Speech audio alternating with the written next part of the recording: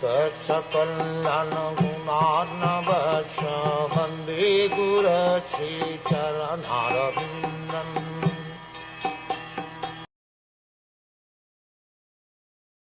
Sutta Goswami said, having patiently heard her words, Lord Sri Krishna, who is always very affectionate to his devotees, could at once understand that Aśvatthāma, the son of Dronacharya, had thrown the brahmāstra to finish the last life in the Pandav family.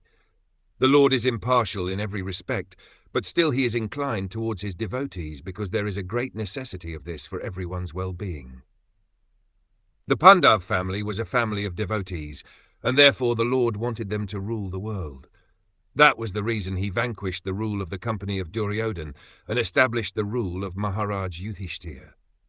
Therefore, he also wanted to protect Maharaj Parikshit, who was lying in embryo.